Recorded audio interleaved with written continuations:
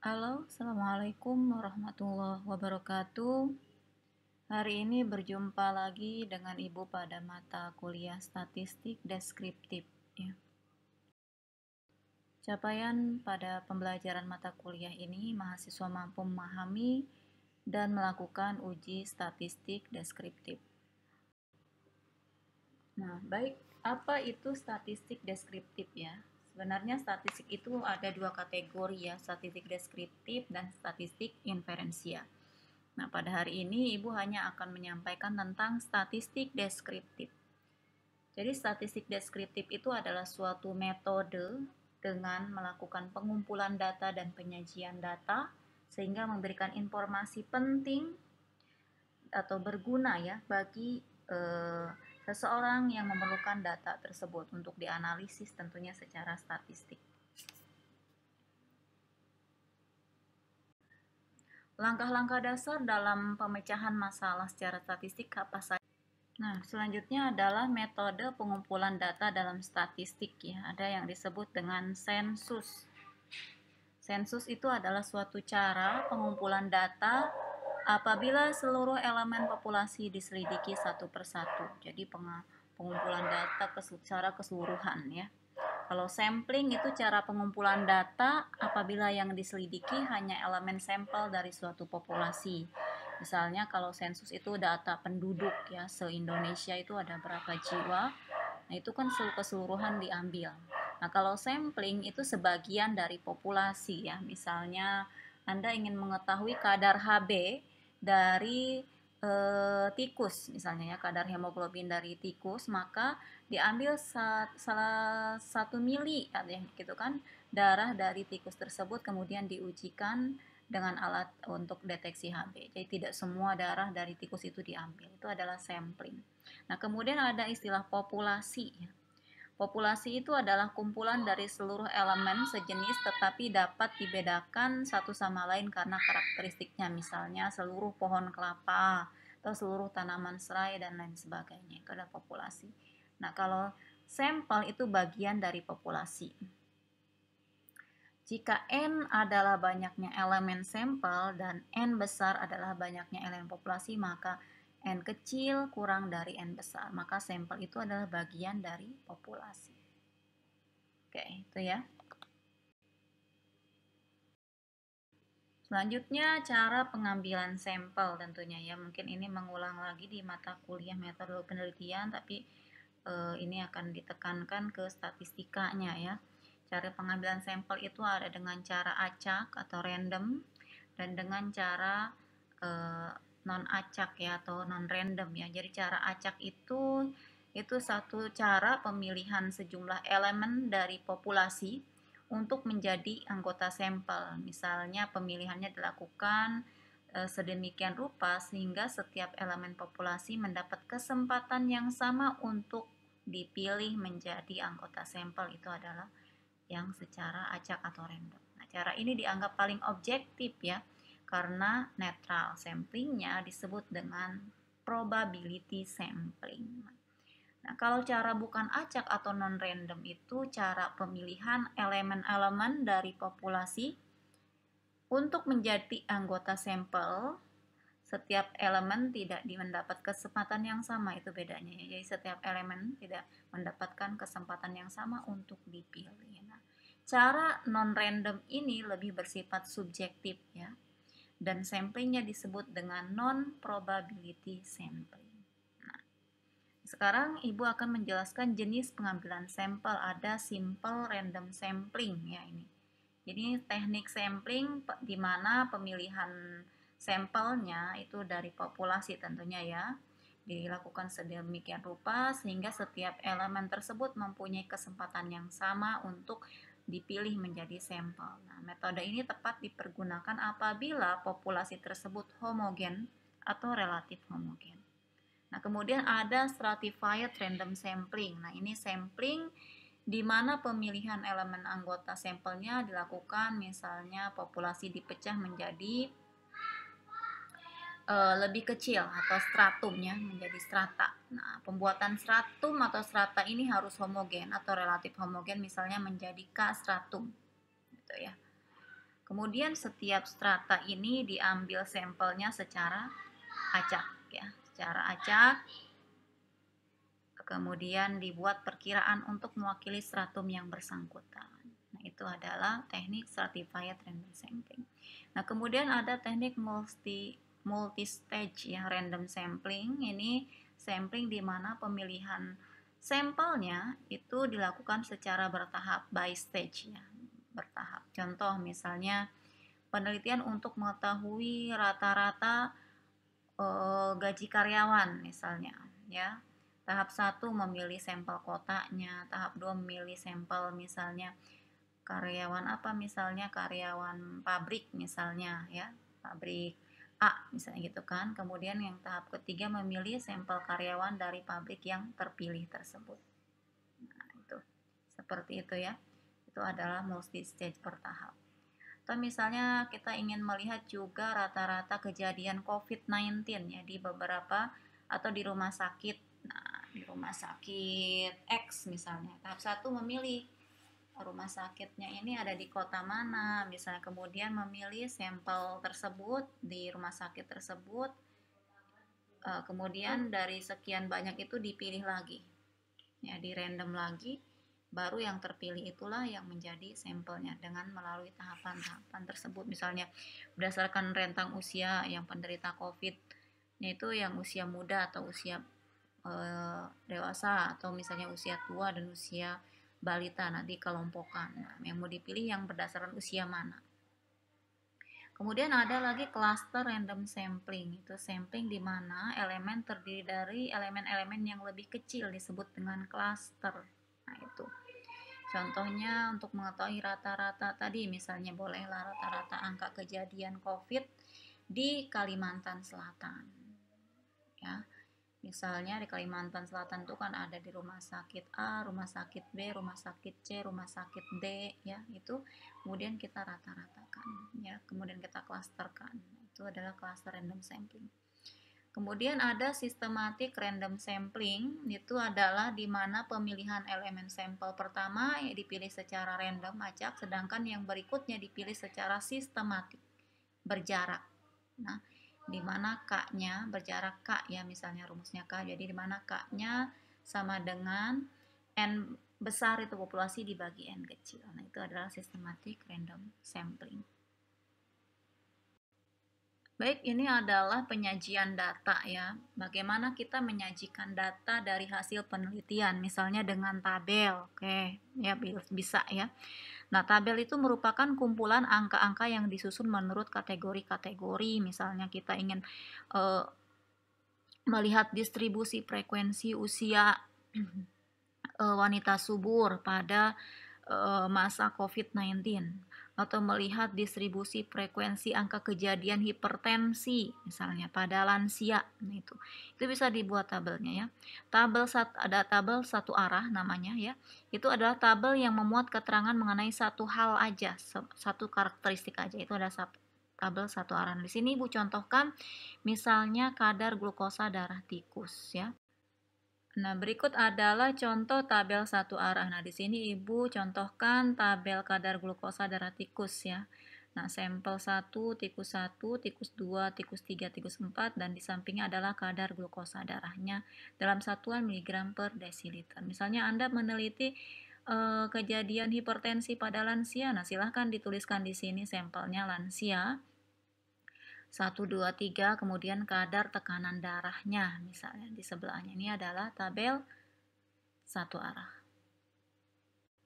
Nah, kemudian ini adalah contoh dari tabel dua arah. Nah, tabel dua arah itu tabel yang menunjukkan hubungan dua hal atau dua karakteristik. Nah, di sini Ibu contohkan karakteristiknya adalah kadar gula darah sebelum dan kadar gula darah sesudah ya diberikan perlakuan. Misalnya sampel tikus 1, 2, 3, 4, ini adalah kadar glukosa darah sebelum dan ini adalah kadar glukosa darah setelah. Jadi ini adalah tabel dua arah ya.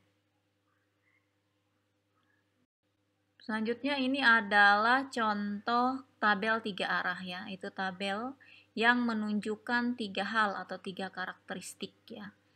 Misalnya di sini tabel produksi antidiabet dari varietas tanaman, daerah panen, dan jenis tanah. Jadi 3 karakteristiknya itu varietas tanaman, daerah panen, dan jenis tanah. Ini adalah tabel 3 arah. Jadi varietas tanaman 1, bagaimana konsentrasi atau produksi antidiabetnya. Kemudian dari daerah marabahan dan tanah, jenis tanahnya tanah gambut dan tanah berpasir. Jadi daerah panennya ada marabahan dan alala, kemudian jenis tanahnya tanah gambut dan tanah berpasir. Varietas tanamannya, jenis-jenis tanamannya ya. Seperti itu. Ini adalah tabel 3 arah. Selain bentuk tabel, kita juga bisa menyajikan data hasil penelitian kita dalam bentuk grafik ya.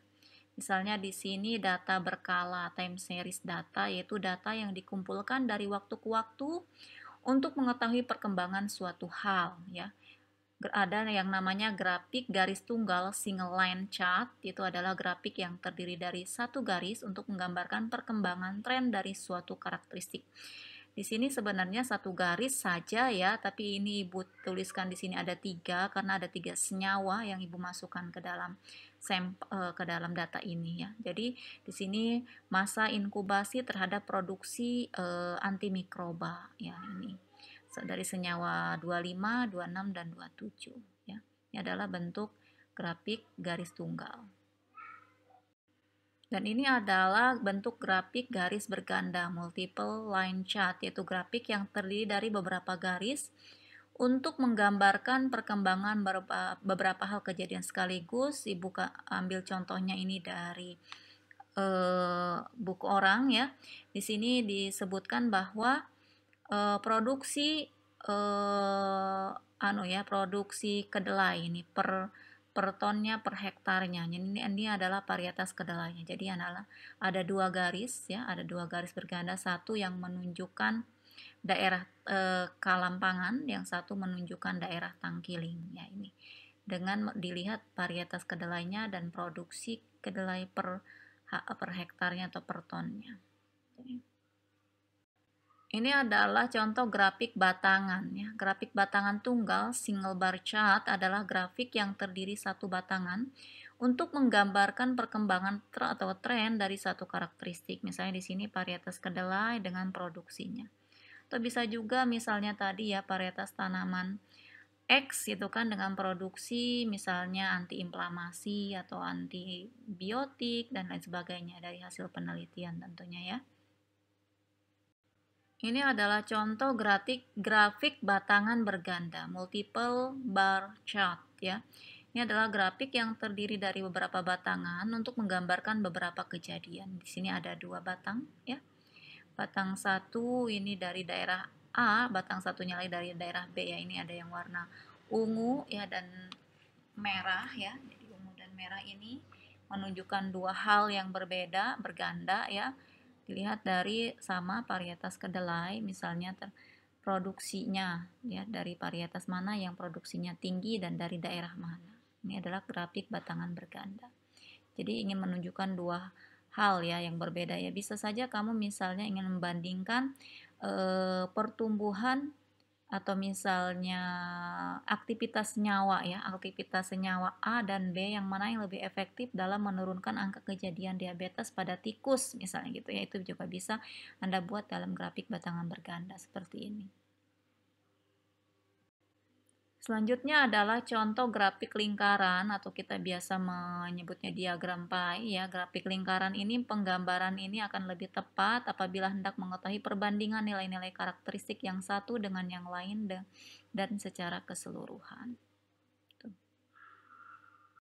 Baik, selanjutnya kita masuk ke ukuran pemusatan data. Di sini ada bagaimana kita menghitung nilai rata-rata suatu data ya. Jadi makanya kalau data itu bisa distatistikkan itu harus ada ulangan ya. Pertama harus ada ulangan, kemudian juga harus dihitung rata-ratanya ya. Kalau di statistik deskriptif itu bagaimana cara menghitung rata-rata itu dari hasil pengulangan suatu pekerjaan Anda di laboratorium ataupun di lapangan. Jadi kalau Anda misalnya meneliti dalam melakukan pengambilan data itu harus diambil berulang. Misalnya ingin menguji kadar Hb pada tikus. Jadi kadar Hb-nya yang sekali ukur. Jadi ada ulangannya ya, misalnya 3 kali, 4 kali, atau 5 kali ya.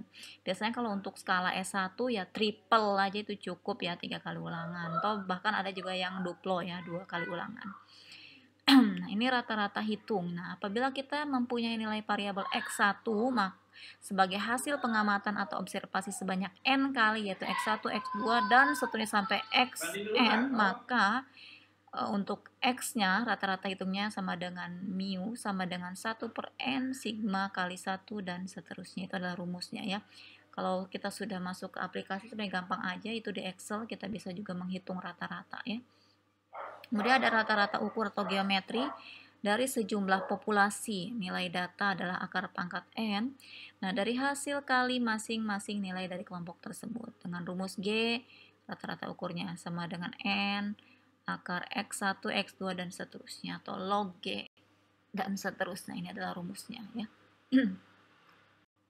Selanjutnya, kita juga bisa menghitung rata-rata harmonis dari seperangkat data X1, X2, sampai Xn. Itu adalah kebalikan rata-rata hitung dari kebalikan nilai-nilai data. Dengan rumusnya RH sama dengan N dibagi sigma 1 dikali XI. Ya. Kemudian juga ada rata-rata tertimbang jika nilai data X1 mempunyai timbangan WI, yaitu dengan rumusnya sebagai berikut. Ya. Baik, median adalah nilai yang terletak pada observasi yang tengah. Nah, kalau data tersebut telah disusun. Ya. Jadi, kita bisa menentukan posisi nilai median itu dengan rumus N plus 1 dibagi 2. Contohnya, misal rata-rata berat badan seseorang ada 56, 62, 52, 48, dan 67 kg. Nah, kemudian tentukanlah nilai median dari data tersebut. Nah, jawabannya pertama kita harus mengurutkan data dari yang terkecil ke yang terbesar ya. Jadi dari yang terkecil apa nilainya? 48, 52, 56, 62, 67 kg. Sehingga posisi mediannya adalah berapa jumlah datanya? Ada 5 ya. 5 ditambah 1 dibagi 2. Jadi 3. Nah, nilai median yaitu pada observasi ke-3 yaitu sebesar 56 kg. Ya, jadi nilai mediannya 56 kg. Nah, kalau datanya genap bagaimana? Jadi kalau jumlah datanya genap, maka posisi median terletak di antara dua nilai. Jadi nilai median adalah rata-rata dari kedua nilai tersebut. Misalnya kita tambahkan aja ya. Setelah 67 itu 70. Nah, kita urutkan lagi berarti 48, 52, 56, 62, 67 dan 70. Nah, jadi posisi mediannya pengamatan ke 3 dan 4. Nah, maka nilai mediannya adalah jumlah pengamatan ketiga dan keempat dibagi 2 ya. Jadi jumlah pengamatan yang ketiga itu kan ada 56. Yang keempat itu 62 dibagi 2. Jadi 56 ditambah 62 dibagi 2. Sebanyak misalnya 54 kg. Ini seperti itu ya, menentukan nilai median. Bagaimana kita menentukan nilai modus ya? Jadi modus adalah nilai kelompok tersebut yang mempunyai frekuensi tertinggi atau nilai yang paling banyak terjadi dalam suatu kelompok nilai. Misalnya ini dari sebuah data X ya 2, 6, 7, 8, 9, 10, 12, dan 16. Nah, F-nya itu adalah frekuensi kejadian dari angka tersebut ya. Yang 2 itu ada 1 kali frekuensinya, yang 6 ada 1, yang 7 ada 2, yang 8 ada 3, yang 9 ada 2, yang 10 ada 1, 12 ada 1, dan 16 ada 2. Nah, tadi apa modus? Itu nilai yang paling banyak terjadi dalam suatu kelompok. Nah, yang mana yang paling banyak terjadi frekuensinya kita lihat 3 ya, yaitu berarti nilai modusnya adalah 8. Sebab nilai observasi ini yang paling banyak atau mempunyai frekuensi yang terbesar. Itu adalah nilai modus. Nah, selanjutnya adalah kuartil ya. Kuartil itu adalah fraktil yang membagi seperangkat data menjadi 4 bagian yang sama. Itu adalah nilai kuartil dengan Rumusnya di sini kuartil Q1 sama dengan nilai yang ke I dikali N plus 1 dibagi 4. Jadinya misalnya 1, 2, 3. Jadi misalnya pada pembagian pengamatan misalnya nih ya, nilai-nilai posisi kuartil, nilai yang membagi pengamatan menjadi 4. Nah, karena itu ada 3 kuartil, 1, 2, 3. Itu nilai kuartil ya. Jadi nilai kuartil itu ya bisa dikatakan nilai letak atau posisi ya, yaitu suatu posisi pengamatan, yaitu ada pengamat dibagi menjadi misalnya 2 pengamatan, 4 pengamatan, 10 pengamatan, atau 100 pengamatan. Nah, pembagian pengamatan itu menjadi dua nilai, menjadi dua ya, nilai median itu merupakan nilai pengamatan pada posisi paling tengah kalau data itu disusun. Nah, nilai posisi lainnya itu adalah kuartil. Jadi kuartil itu adalah praktil yang membagi seperangkat data menjadi 4 bagian yang sama. Oke. Dengan rumusnya tersebut ya. Kemudian nilai desil, ya, desil itu nilai yang membagi pengamatan menjadi 10 sehingga ada 9 desil. Ya.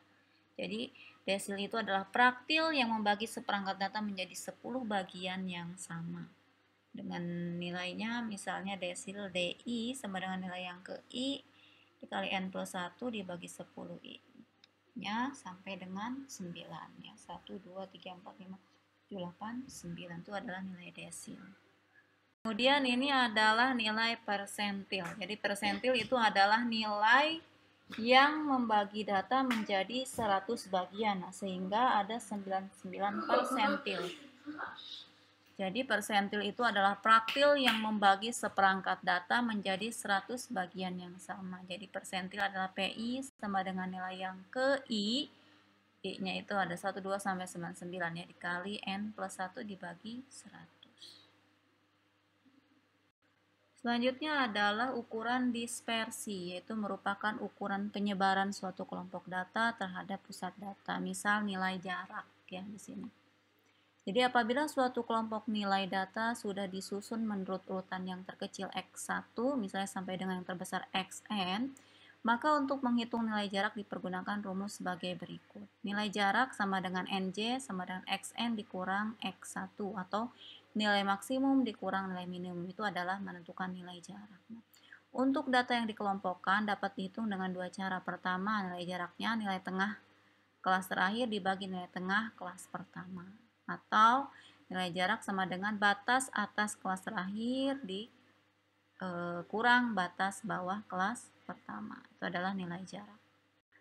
Kita lihat di sini misalnya berat badan 100 orang mahasiswa farmasi tahun 2019 disajikan dalam tabel berikut. Berat badan ada yang 60 sampai 62, itu banyak mahasiswanya 5. Ada yang 63 sampai 65, banyak mahasiswanya 18, 66 sampai 8, 42, 69 sampai 71, 27. Kemudian 72 sampai 74 adalah 8. Nah, berapa nilai jaraknya? Jadi dari data tersebut cara penyelesaiannya yang pertama nilai tengah kelas terakhir itu misalnya di situ ada data 72 dibagi 74 dibagi 2 sama dengan 73 ya. Kemudian nilai tengah kelas pertama 60 ditambah 62 dibagi 2, ini baginya hilang nih, sama dengan 61 ya. Maka nilai jaraknya adalah 73 dikurang 61 yaitu 12 kg. Atau dengan cara yang kedua yaitu batas atas kelas terakhir itu ada 74,5 dengan batas bawah kelas pertama itu 59,5.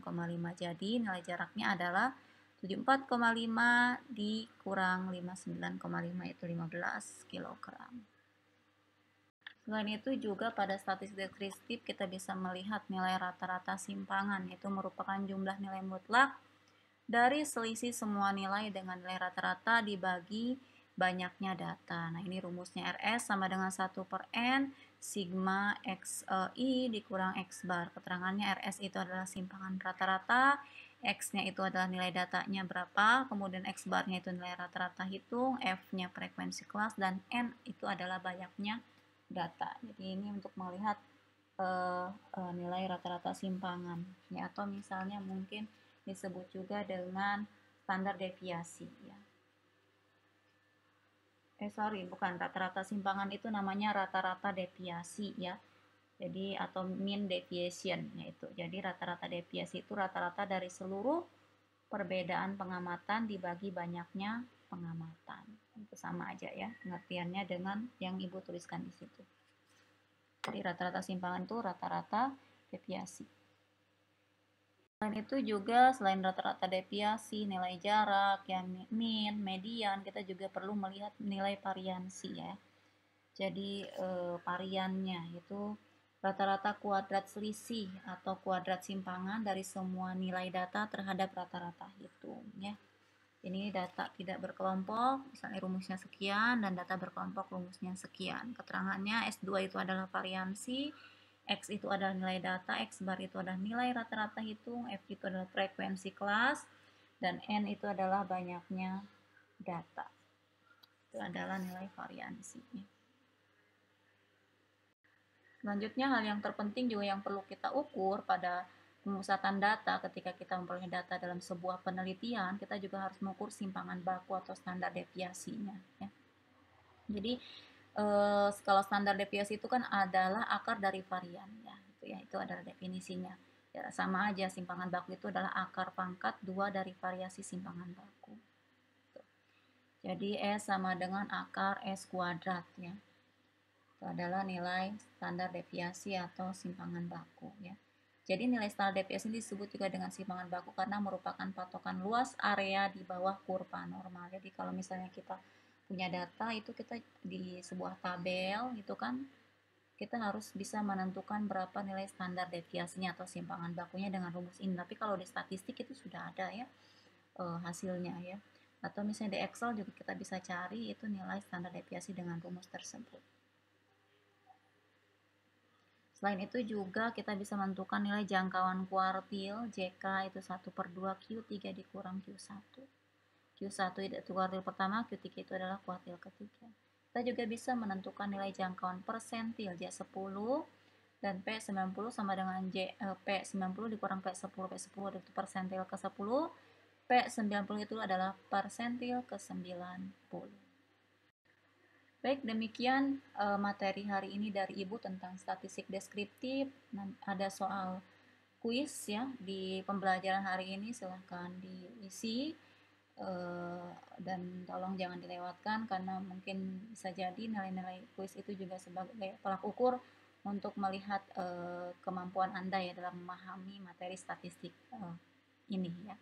Jika ada pertanyaan silahkan komentar di kolom komentar ini dan nanti Ibu akan jawab ya. Terima kasih, semoga sehat selalu. Sampai ketemu lagi di materi selanjutnya. Assalamualaikum warahmatullahi wabarakatuh.